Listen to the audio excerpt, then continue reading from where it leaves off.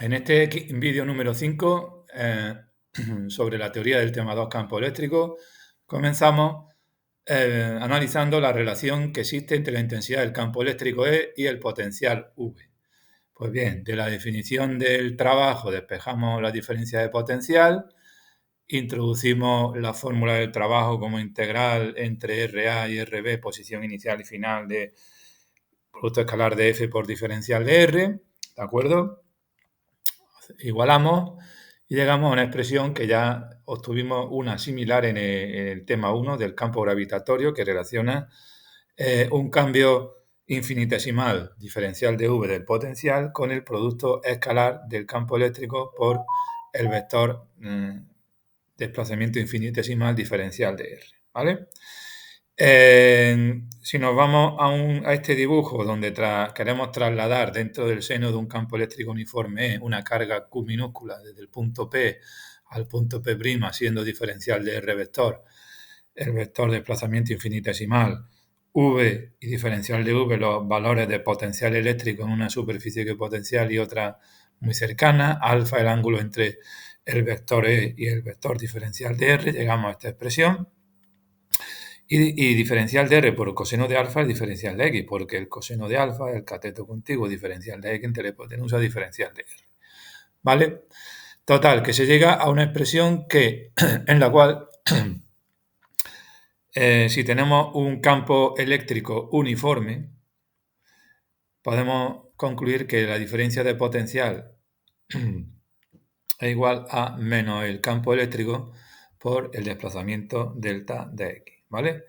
Así que el módulo del campo eléctrico es igual a la máxima variación del potencial por unidad de longitud cambiada de signo, porque diferencial de V es negativo, ya que el desplazamiento es en el sentido del campo, el de los potenciales decrecientes, puesto que diferencial de X es la menor distancia entre P y P'.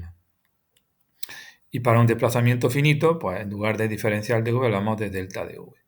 Entonces, nuevamente se introduce aquí un vector, que es el vector gradiente de potencial, que es un vector que relaciona, digamos, las dos maneras de caracterizar a un campo, en este caso el campo eléctrico, que son el vector campo eléctrico, magnitud vectorial, con la magnitud escalar, potencial eléctrico. De manera que el campo eléctrico es menos el gradiente de el potencial V. El gradiente es la derivada de V respecto a X si estamos en una dimensión, básicamente, ¿vale? El vector gradiente puede definirse de una manera general como un vector con las siguientes características. Su módulo es la máxima variación del potencial por unidad de longitud.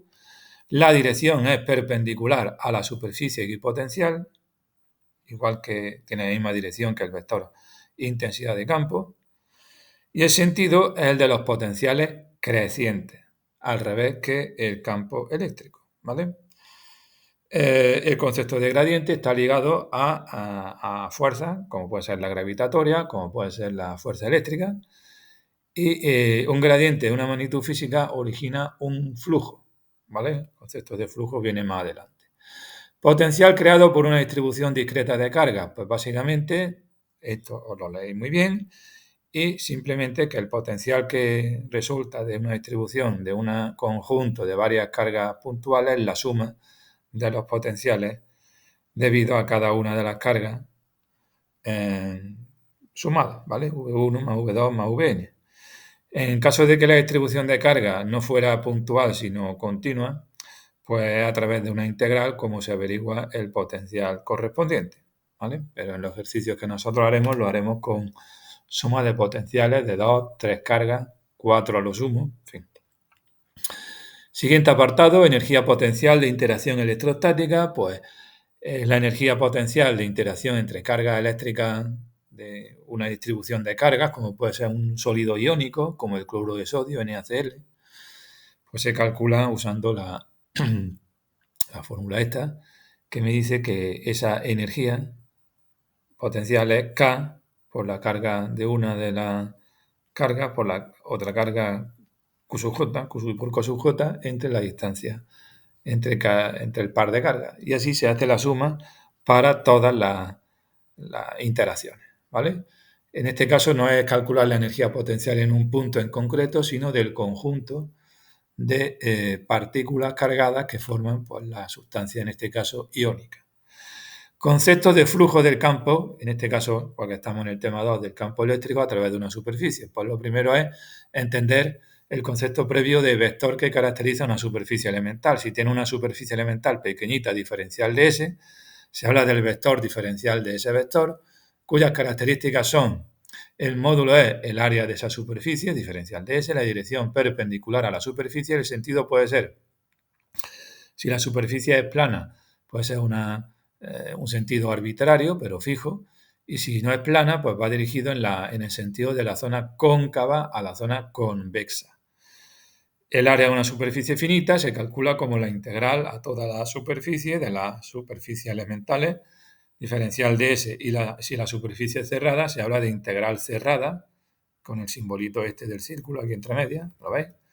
Por diferencial de S. Concepto de flujo de un vector a través de una superficie, pues dado un campo vectorial de intensidad E, ¿vale? Representado por sus líneas de campo, que las tenemos aquí representadas, y una superficie elemental diferencial de S, caracterizada por el vector diferencial de S, se llama flujo elemental diferencial de phi, letra griega, al producto escalar de ambos vectores. Con lo cual me queda el módulo de E, el módulo de diferencial de S por el coseno del ángulo.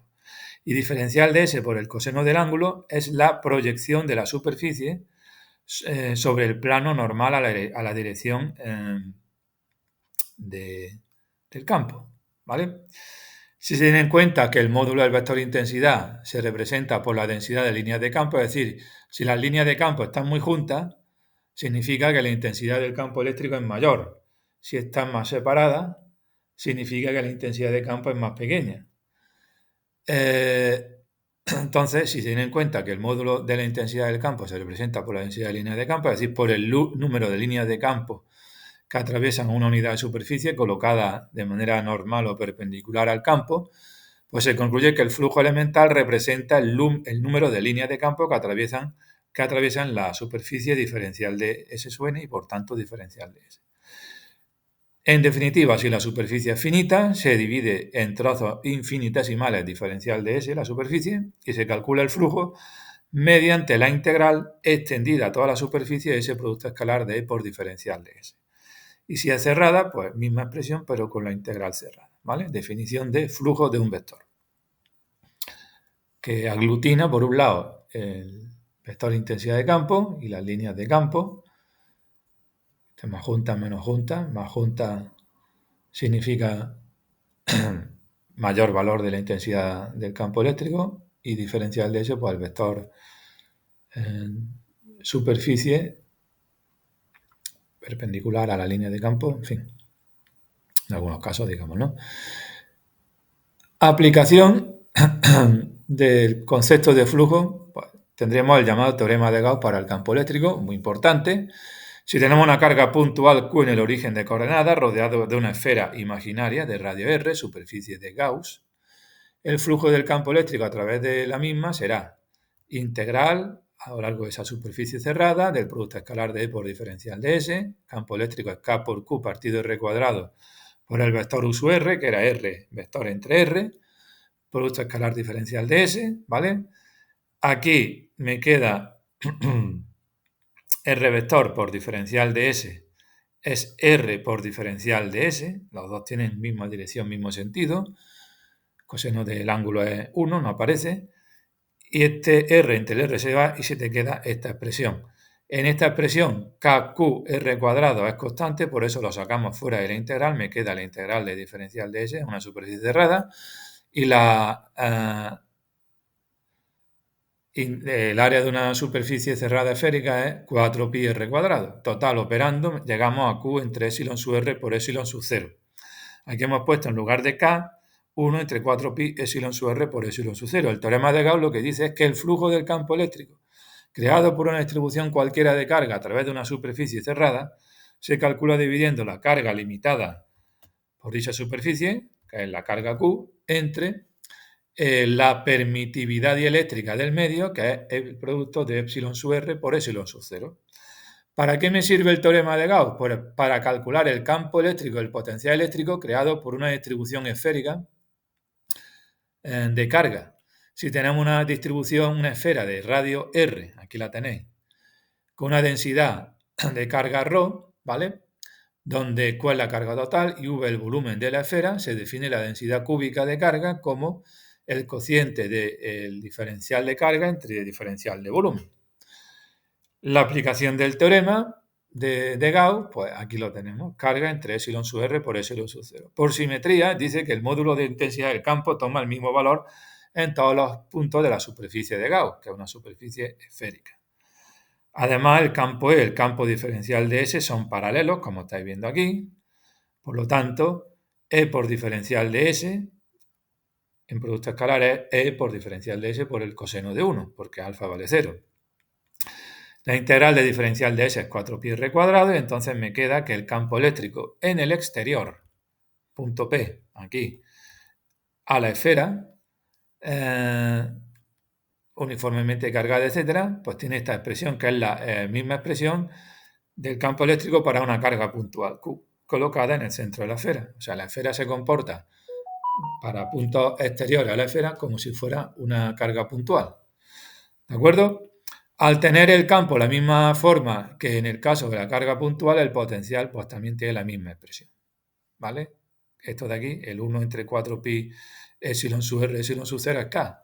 K por Q entre R, el potencial de una que crea una carga puntual en un punto situado a distancia R minúscula.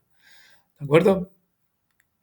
¿Cómo sería el campo y el potencial en un punto interior a la esfera? Pues en este caso, la superficie de Gauss, el límite de la esfera está aquí, ¿vale? La línea está continua. La superficie de Gauss que elegimos tiene un radio R minúscula, ¿de acuerdo? Entonces, la cantidad de carga que hay dentro de esta superficie que llega con radio R y a este circulito, le damos Q sub G y es ρ por el volumen de esta esferita de aquí. Y el volumen es 4/3 por pi por R al cubo, ¿vale? Si se aplica el teorema de Gauss, ¿de acuerdo? Flujo igual a, sabemos que es la carga que alberga, Q sub G entre epsilon sub R por epsilon sub 0. ¿De acuerdo? Por simetría, el módulo de la intensidad de campo toma el mismo valor E en todos los puntos de la superficie de Gauss, porque están a la misma distancia del centro de la esfera, ¿no? Además, E diferencial de S son paralelos, nuevamente E por diferencial de S en producto escalar es E por diferencial de S por el coseno de 0, que es 1. Me queda que el flujo es E por S, que por S es igual a E por la superficie de esta esferita, que es 4πr cuadrado, con lo cual el E es 1 entre 4pi por epsilon. Bueno, esto, digamos que llegar a esta expresión se llega una vez que igualo este flujo de por aquí, el Q sub G entre epsilon sub R por epsilon sub 0, lo igualo con E por 4πr cuadrado despejando E, ¿vale? Se despeja el campo eléctrico, esto es K, esto de aquí, Q sub G entre R cuadrado, pero en lugar de Q sub G podemos poner Q sub G en función de ρ y de R, con lo cual llegamos a esta expresión. El campo eléctrico en el interior de una esfera uniformemente cargada es proporcional al radio de la esferita esa de Gauss. La intensidad del campo en el interior de una esfera crece linealmente con el radio, alcanza un máximo en la superficie de la distribución de carga. Este resultado es similar al del campo gravitatorio, si os acordáis cómo era el campo gravitatorio, la intensidad de la gravedad en el interior de la Tierra, que también era proporcional a la distancia y crecía linealmente hasta el valor máximo que teníamos en la superficie de la Tierra. Es lo que pongo aquí. Si lo que tenemos es una esfera hueca cargada en equilibrio, ¿vale?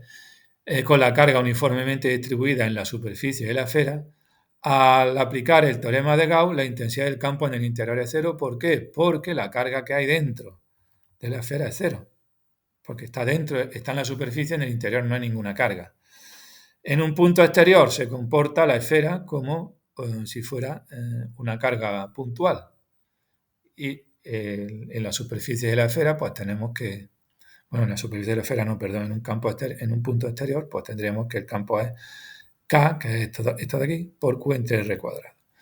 El hecho de que el campo en el interior de un conductor en equilibrio sea nulo, conductor hueco, implica que si el conductor está hueco, la cavidad interior queda apantallada de los campos eléctricos externos. Y esto permite aislar la influencia eléctrica externa de ciertos dispositivos experimentales. Esto se llama el efecto de la jaula de Faraday, que el campo eléctrico en el interior de un conductor hueco, ¿vale?, en equilibrio, el campo eléctrico vale cero. Entonces, las señales eléctricas externas que viajan por el cable, las señales eléctricas que viajan por el cable, digamos que están aisladas de influencias externas. Esto se usa, por ejemplo, en los cables coaxiales. Los cables coaxiales eran los cables que se usaban antes para el cable de la antena de televisión, por ejemplo, ¿vale? ¿Cómo será el potencial V en el interior de la esfera? Pues el potencial V es igual a menos la integral de 1/3 por ρ entre epsilon sub r por epsilon sub 0. Esto viene de integrar, fijaros, el campo eléctrico en el interior tiene esta expresión, lo traigo aquí, ¿vale? Por r por diferencial de r, producto escalar se te queda en r diferencial de r, la integral de esto la tenemos aquí, me sale una constante, y esta constante c, su valor se calcula igualando el potencial que se obtiene para justo la distancia igual al radio de la esfera, pero haciéndolo igualando, digamos, el potencial al potencial de un punto exterior, ¿vale? Es decir, el potencial en un punto interior de la esfera será esto. Necesitamos averiguar la constante C. Esa constante C, su valor puede calcularse conociendo el valor del potencial en la superficie de la esfera y se obtiene igualando el potencial obtenido con la expresión del potencial para el interior, que sería igualar esto, y el exterior de la esfera en la superficie para R igual a R mayúscula. Entonces, igualando esto con esto, ¿vale? Averiguamos C y llegamos a que el potencial, el valor del potencial eléctrico en el interior de una esfera uniformemente cargada en un punto interior a la esfera, pues resulta que tiene este valor, ¿vale? La expresión más compleja, ¿vale? Tiene como, digamos, dos términos. Más aplicaciones del teorema de Gauss. Calcular el campo eléctrico, el potencial eléctrico, que crea un hilo eléctrico indefinido y uniformemente cargado. Este hilo, ¿vale? Que llega al infinito. Cuando tenemos un conductor lineal, se habla de densidad de carga lineal, lambda, diferencial de carga entre diferencial de longitud, ¿vale? Y para esa distribución uniforme, la carga total sería la carga total entre la longitud. Por simetría, el vector de intensidad de campo ha de ser en todos los puntos perpendicular a la distribución de carga. O sea, esta sería la dirección del vector E. El flujo a través de la superficie de Gauss y la superficie de Gauss que se considera aquí es este cilindro, ¿vale? Centrado, cuyo eje está en el hilo conductor. Pues si llamamos SL a la superficie lateral y SB a la o B sub I y B sub S a la superficie área de la base inferior y superior, la integral a lo largo de la superficie cerrada del cilindro de E por diferencial de S, diferencial de S y E son perpendiculares en la superficie lateral, por lo tanto, esta integral de aquí es nula. Y estas dos de aquí, ¿vale? Diferencial de S va para arriba, el campo eléctrico, no, espérate, lo he dicho mal, las que valen cero son estas dos. La integral de E por diferencial de S para la base este y para la base inferior, porque aquí diferencial de S lleva la dirección esta hacia arriba, mientras que el campo eléctrico para acá, con lo cual es ángulo de 90 y el coseno de 90 es 0 en estos dos casos, y diferencial de S lateral son los que llevan la misma dirección, el mismo sentido, como veis aquí, ¿vale? Total, el flujo será E por la superficie lateral es 2πr, que es la longitud de la circunferencia, por L, la longitud vertical de esta superficie lateral. E2πr será igual a la carga entre epsilon sub r por epsilon sub 0, con lo cual, igualando, llegamos a esta expresión del campo eléctrico, que el campo eléctrico es inversamente proporcional a la distancia r, como estáis viendo, ¿vale?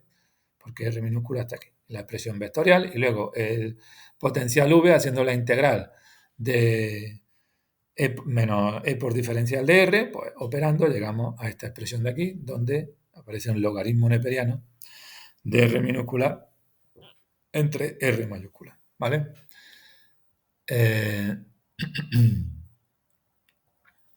Bien.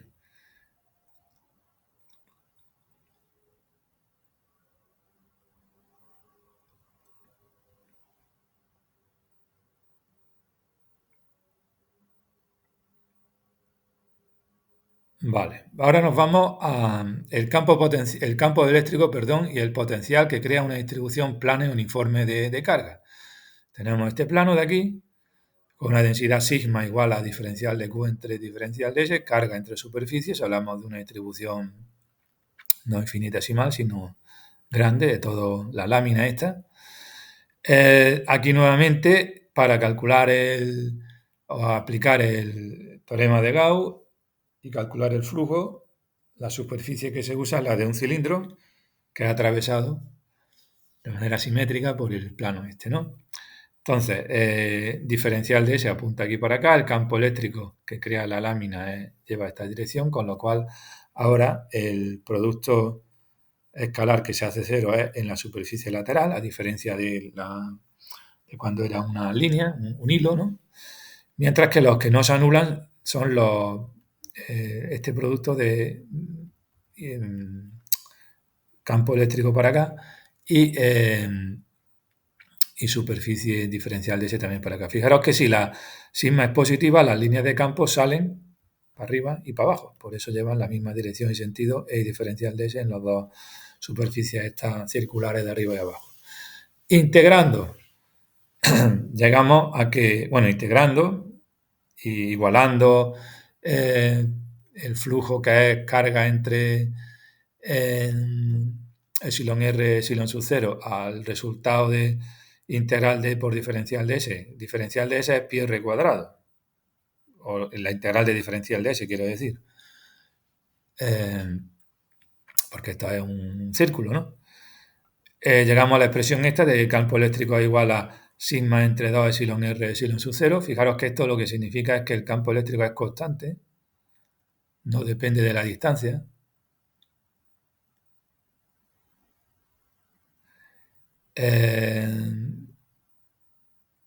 ¿Vale? Y luego el potencial V es directamente proporcional a la distancia R, como estáis viendo aquí.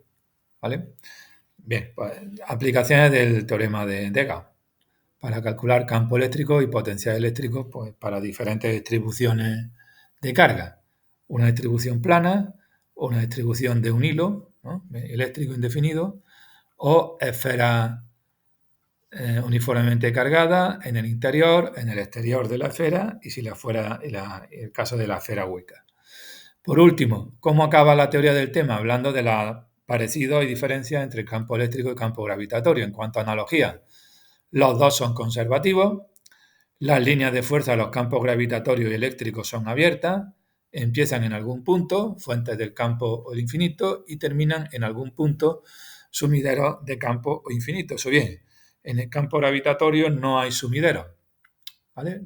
No hay, perdón, fuentes, hay sumideros solo.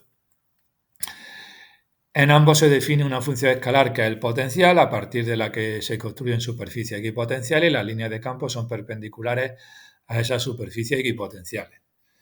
La intensidad de campo es igual al gradiente de potencial cambiado de signo y a través del gradiente relacionamos ambas funciones, la función escalar potencial con la función vectorial campo eléctrico o intensidad de campo eléctrico o gravitatorio.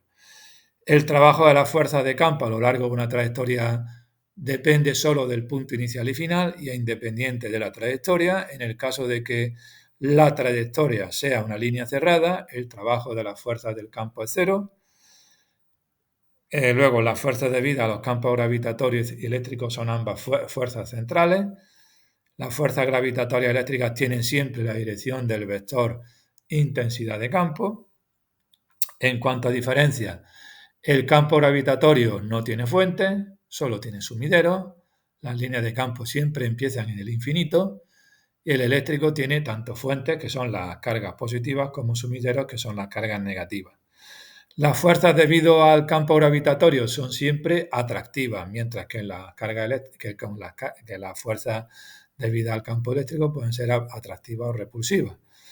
Un punto material solo crea campo gravitatorio si solo crea campo gravitatorio tanto si está en reposo como en movimiento. ¿Vale? Por tener masa, únicamente va a crear un campo gravitatorio. Ahora, una carga eléctrica, por el contrario, solamente si está en reposo, creará un campo eléctrico. Ahora bien, si no está en reposo, crea un campo eléctrico, pero además crea un campo magnético, que eso lo veremos en el tema 3. Todo cuerpo material crea un campo gravitatorio, mientras que para que un cuerpo cree un campo eléctrico, tiene que estar cargado eléctricamente, con carga positiva o negativa. Si tiene igual cantidad de carga positiva o negativa, no crea campo eléctrico alguno. O sea, si es neutro. Si tenemos una partícula en reposo que es abandonada a la acción de un campo gravitatorio, se mueve en la dirección y el sentido del vector de intensidad de campo.